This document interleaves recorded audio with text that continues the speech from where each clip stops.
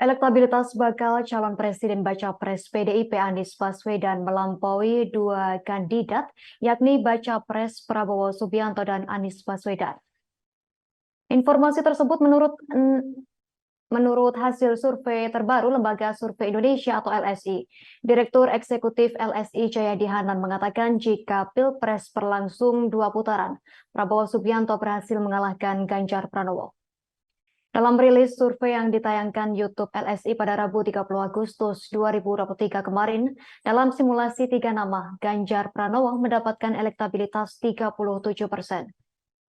Diikuti bakal calon presiden Gerindra Prabowo Subianto 35,3% dan bakal capres Nasional Demokrat Anies Baswedan 22,2%. Jayadi memaparkan jika akhirnya Prabowo Subianto, Ganjar, dan Anies Baswedan menjadi bertarung di Pilpres 2024, sangat besar kemungkinan digelarnya putaran kedua. Seperti diketahui, persentase yang didapat dari banyak lembaga survei memperlihatkan tak ada sosok yang dominan dalam elektabilitas, terutama pertarungan antara Prabowo dan Ganjar Pranowo. Sementara itu, elektabilitas Capres Survei LSI simulasi 3 nama pada Agustus 2023, Ganjar Pranowo menempati 37%, Prabowo Subianto mendapat 35,3%, Anies Baswedan 22,2%, tak dijawab 5,5%. Kemudian pada Agustus 2022, Ganjar Pranowo mendapat 31,7%, Prabowo Subianto mendapat 30,1%, Anies Baswedan 28,2%, tidak jawab 10%. Sementara itu, putaran kedua Pilpres hanya akan menampilkan 2 pasangan calon presiden saja. Keduanya akan head-to-head alias berhadapan setelah menyingkirkan pasangan lain di putaran pertama. Dalam hasil survei yang dirilis LSI, Prabowo Subianto berhasil mengalahkan Ganjar Pranowo. Bahkan keunggulan Prabowo atas Ganjar hampir 2 kali margin of error. Dikatakan Jayadi Hanan, dalam pemaparannya Prabowo Subianto unggul head-to-head dari Ganjar Pranowo dan elektabilitasnya ada pada angka 47,3%. Menurut Jayadi, hasil ini cukup besar, hampir 2 kali margin of error keunggulannya. Keunggulan yang meski 2 kali margin of error menurut Jayadi cukup meaningful. Sebagai tambahan, survei LSI ini digelar 3 hingga 9 Agustus 2023 lalu. Populasi seluruh warga negara Indonesia yang mempunyai hak pilih dalam pemilihan umum, yakni mereka yang sudah berumur 17 tahun atau lebih, atau sudah menikah ketika survei dilakukan. Dari populasi itu dipilih secara random 1.220 responden. Margin of error dari survei ini lebih kurang 2,9% dengan tingkat kepercayaan 95%. Masih dalam pemaparan hasil surveinya, Jayadi Hanan mengungkapkan tren kemana suara pemilih Jokowi dan sejumlah parpol dalam Pilpres mendatang.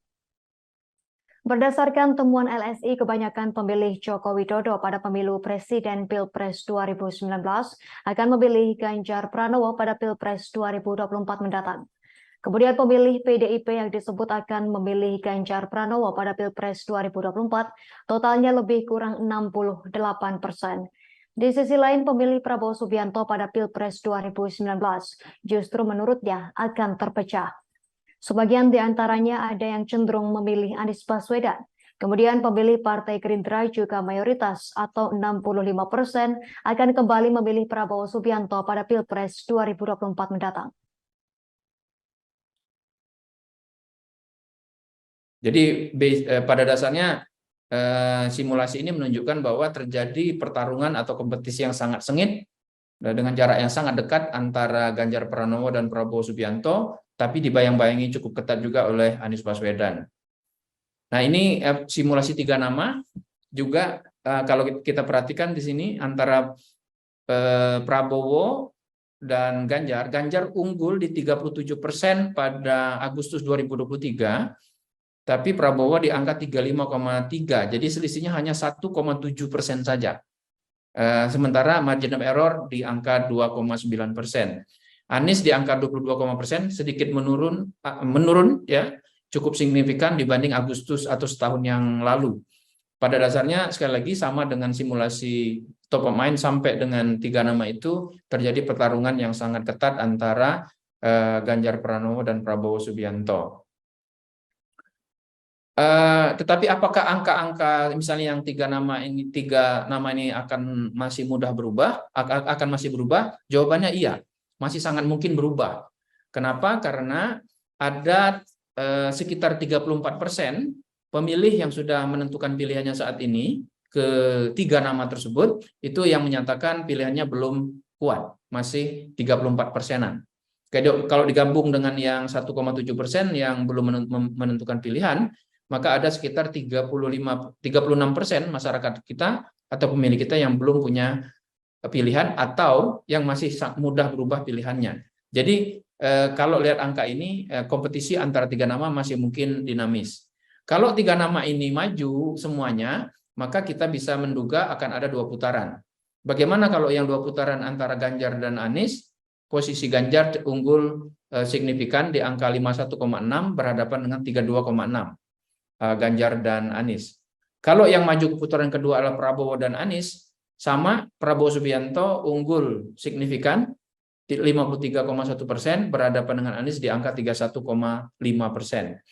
Tapi kalau misalnya yang berhadapan adalah Ganjar Pranowo dan Prabowo Subianto di putaran kedua, maka untuk sementara Prabowo masih unggul 5,1%.